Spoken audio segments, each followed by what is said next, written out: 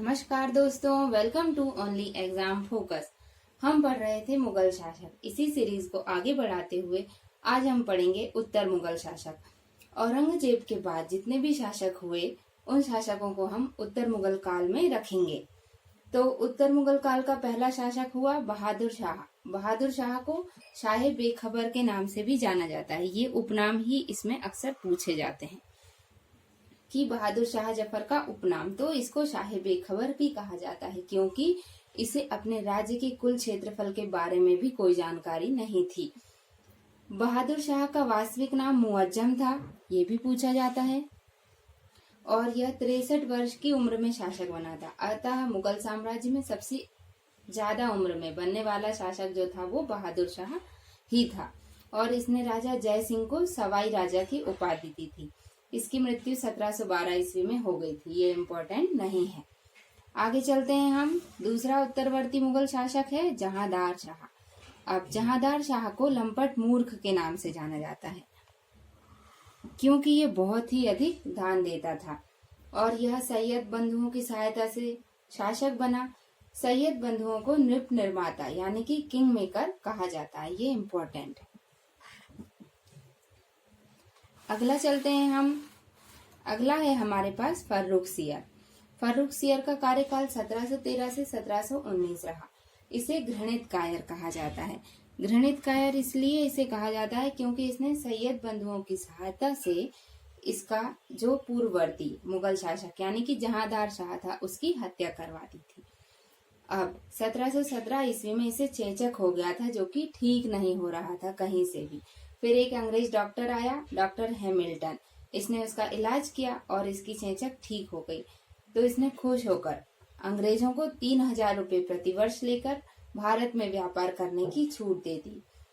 इसे इतिहास में अंग्रेजी शासन का मैग्ना कार्टा कहा जाता है। ये बहुत ही महत्वपूर्ण है।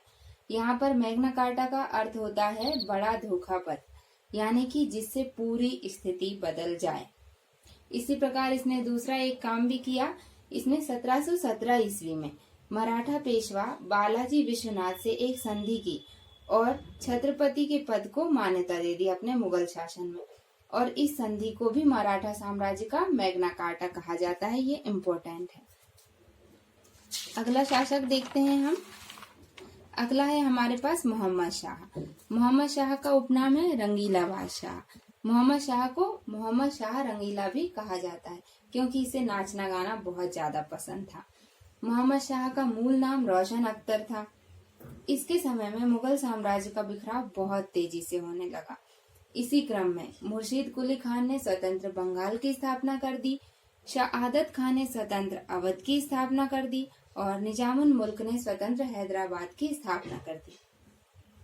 आगे देखते हैं। 1737 ईस्वी में मराठा पेशवा बाजीराव प्रथम ने मात्र 500 घुड़सवार लेकर दिल्ली पर आक्रमण कर दिया, जहां पर मोहम्मद शाह रहता था, और इसने उसको जीत लिया। अब मोहम्मद शाह से बहुत सारा धन भी ले गया वो, और साथ में विदेशी आक्रमण के समय पेशवा बाजीराव उसकी सहायता करेगा ये वचन देकर उसको गया था। इसी प्रकार 1789 ईस्वी में ईरान का शासक नादिर शाह ने मोहम्मद शाह का महल वही दिल्ली पर आक्रमण कर दिया, और इसको नादिर शाह को प्रेरित जो किया था आक्रमण करने के लिए वो शहादत खान ने किया था। जो नादिर शाह था वो यहाँ से कोहिनूर हीरा और मयूर सिंहासन लेकर चला गया। इस प्रकार मयूर सिंहासन पर बैठने वाला जो अंतिम मुगल शासक हुआ वो हुआ मोहम्मद शाह रंगीला। ये इम्पोर्टेंट। 1748 में इसकी मृत्यु हो गई। अगला मुगल शासक देखते हैं जो कि है अहमद शाह। अहमद शाह के समय में ही पहली बार अफगानों ने पंजाब पर आक्रमण किया था। ये थोड़ा इम्पोर्टेंट है। मुगल अर्थव्यवस्था इतनी कमजोर हो गई थी इसके समय में कि सैनिकों को और अधिकारियों को पैसा देने का यानी कि वेतन देने के लिए भी इसके पास कुछ धन नहीं था। तो इसे मुगल प्रशासन की सामानों को बेचकर, चीजों को बेचकर इनको तनख्वाह देनी पड़ी थी। इस प्रकार सैनिकों ने विद्रोह कर दिया और अहमद शाह को अंधा बनाकर जेल में डाल दिया। आगे देखते हैं हम आलमगीर द्वितीय। आलमगीर द्वितीय का कार्यकाल 1754 से 1759 तक रहा।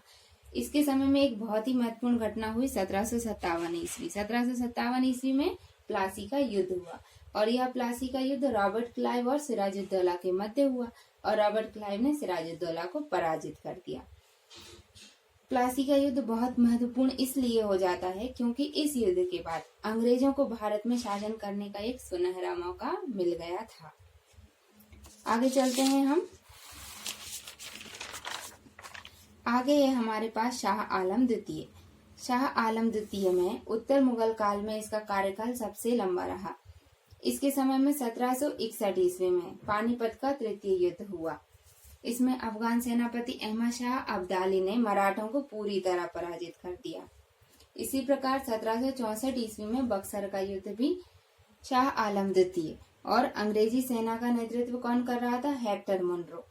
इन लोगों के बीच हुआ। दरअसल शाह आलम द्वितीय ने त्रिगुट सेना बना ली थी, तो इस त्रिगुट सेना और हेक्टर मुनरो के मध्य बक्सर का युद्ध 1764 हुआ। इसमें शाह आलम द्वितीय पराजित हो गया और इसी के चलते 1765 ईस्वी में शाह आलम द्वितीय और अंग्रेजों के मध्य इलाहाबाद की संधि हुई।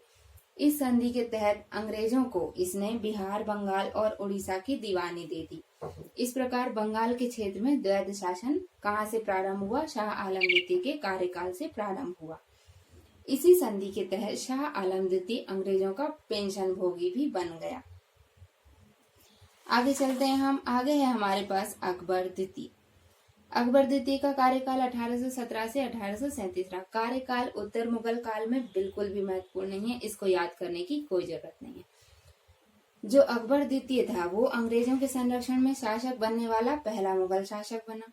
यह भी अंग्रेजों का पेंशन भोगी ही था और अंग्रेजों ने इसकी पेंशन को कम कर दिया और इसके चलते इसने जो राजा राम मोहन राय थे, राजा राम मोहन राय को ब्रिटेन भेजा अपनी पेंशन बढ़वाने के लिए और इसने ही राजा राम मोहन राय को राजा की उपाधि से नवाजा था।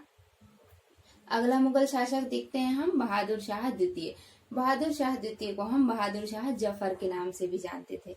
चूंकि यह जफर नाम की पत्रिका लिखता था इसलिए इसे बहादुर शाह जफर के नाम से जाना जाने लगा। यह भी अंग्रेजों के संरक्षण में ही शासक बना।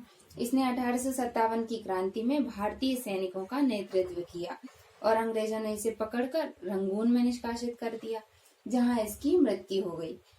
एक और खास बात सुनिए, जो बहादुर शाह द्वितीय था इसने अपने जीवन काल में ही अपनी कब्र यानी कि अपना मकबरा बना दिया था और ये मकबरा उसने दिल्ली में बनवाया था, लेकिन वह खाली रह गया क्योंकि इसकी मृत्यु तो रंगून में हुई थी। इस प्रकार बहादुर शाह अंतिम मुगल शासक था। आज हमारा मुगल प्रशासन कंप्लीट हुआ। कल मैं आपके लिए इससे रिलेटेड जो ट्रिक्स हैं वो लेकर आ जाऊंगी। आई होप आप सभी को मुगल काल अच्छी तरह से समझ में आया होगा। मिलेंगे दोस्तों। अगर आपको यह वीडियो अच्छी लगी हो तो वीडियो को लाइक करें और चैनल को सब्सक्राइब करना ना भूलें। Thank you.